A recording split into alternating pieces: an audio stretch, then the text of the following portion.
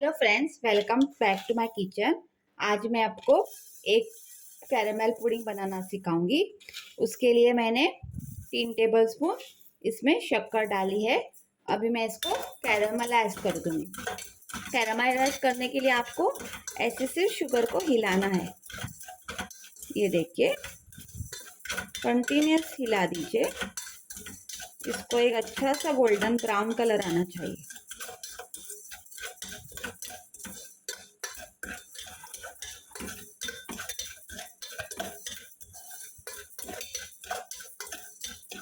इसको थोड़ा टाइम लगेगा, एक 5-6 मिनट लग जाएंगे।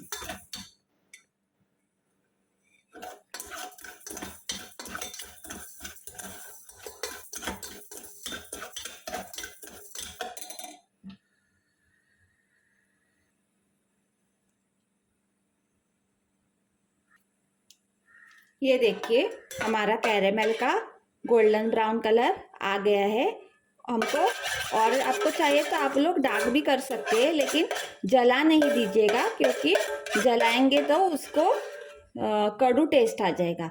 लेकिन जो शक्कर रहती है ना, हमेशा वो कितनी भी ऐसी बॉइलिंग पॉइंट पे हो, वो ठंडा होने तक और अपनी शुगर में पक ही जाती है।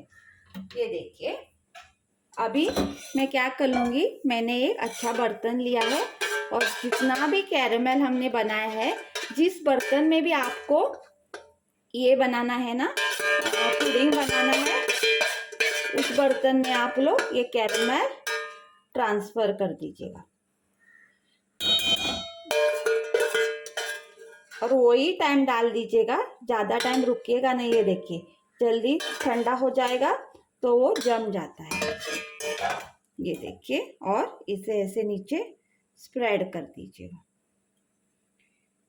ये देखिए, ऐसे आप इसको स्प्रेड कर दीजिएगा।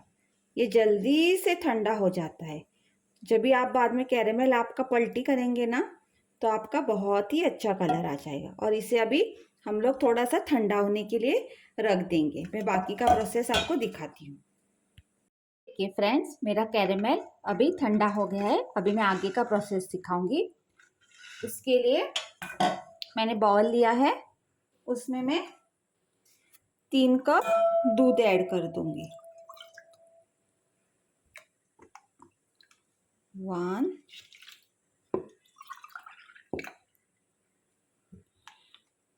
2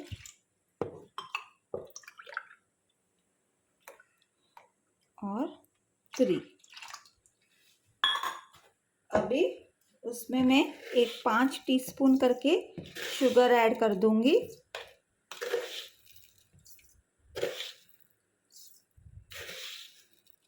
अगर आपको और टेस्ट चाहिए, अगर आप और स्वीट खा रहे हैं, तो आप लोग और भी ऐड कर सकते हैं। ये देखिए, शुगर को हम थोड़ा मिक्स कर देंगे।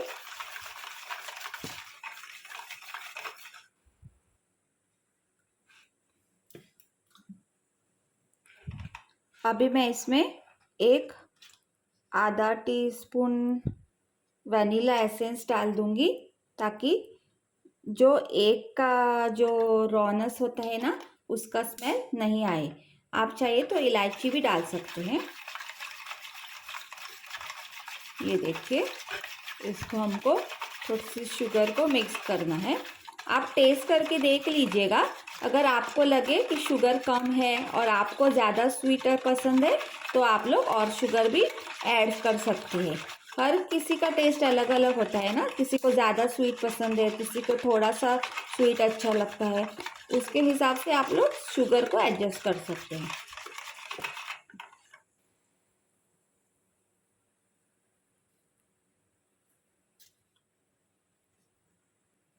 अभी ये देखिए, इसमें मैं 3 अंडे डाल दूंगी। 1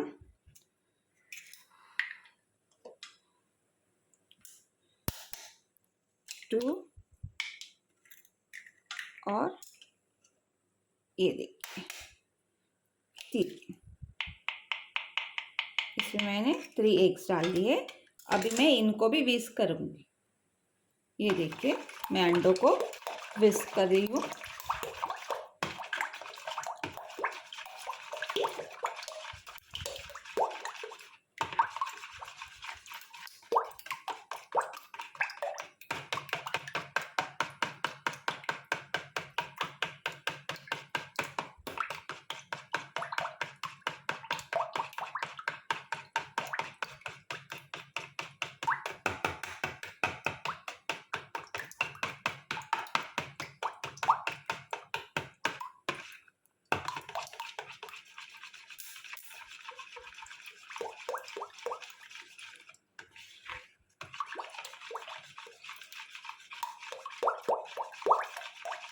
ये देखिए हमारे इसमें विस्क हो गए अंडे। अच्छे से विस्क कर दीजिएगा, किधर रह गए हैं तो वापस कर दीजिएगा। आप लोग इसको छलनी से छान भी सकते हैं, लेकिन मैं छलनी से छान नहीं रही हूँ। आप लोग चाहिए तो इसको स्ट्रेन कर सकते हैं। ये देखिए जिधर जिधर आपको दिख रहा है ना अंडे फेंटे नहीं, अगर आपके पास इलेक्ट्रिक बीटर हो तो आप लोग उससे भी फेंट सकते हैं।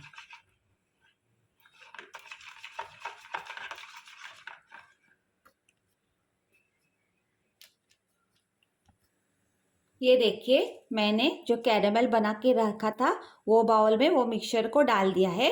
आप लोग प्लीज़ छलनी से स्ट्रेन कर दीजिए अगर आपका कुछ बचा है तो। ये देखिए मैंने स्टीम करने के लिए पानी बॉईल करने के लिए रख दिया है। आप लोग इसके अंदर स्टैंड डाल दीजिएगा। मेरा जो इसका हाइट है वो बहुत है, इसके लिए मैं इसके अंदर स्टैंड नहीं डाल रही हूँ। अगर आपका बर्तन छोटा है तो आप लोग इसके अंदर स्टैंड डाल दीजिएगा और इसको ढकने को नहीं भूलनेगा, उसमें पानी नहीं जाना चाहिए। अगर आपके पास फीट वाला ढक्कन नहीं है तो आप लोग फॉइल पेपर भी डाल सकते हैं। अभी इसको ऐसे बंद करके मीडियम हीट पे 30 मिनट्स तक स्टीम कीजिएगा। ये देखिए आधा घंटा हो चुका है, मैंने गैस को बंद कर दिया है और ये देखिए मेरा पुडिंग, इसकी स्टीम आ रही है ना, इसके लिए आपको नहीं दिख रहा शायद। ये देखिए बहुत ही अच्छा हुआ है, टेस्टी। अभी मैं इसको थोड़ा फ्रिज में रख दूंगी ठंडा होने के लिए और बाद में आपको पलटी करके दिखा दूंगी। गरम गरम प्लीज़ पलटी नहीं कीजिएगा, वो सेट नहीं होगा। थोड़ी देर के लिए उसको कूल करने के लिए फ्रिज में रख दीजिए 15-20 मिनट के लिए और बाद में उसको पलटी कीजिए। ये देखिए मेरा कैरेमल पुडिंग अभी ठंडा हो गया है। अभी ये देखिए मेरा एक पुडिंग रेडी है, मैंने उसे सर्व किया हुआ है।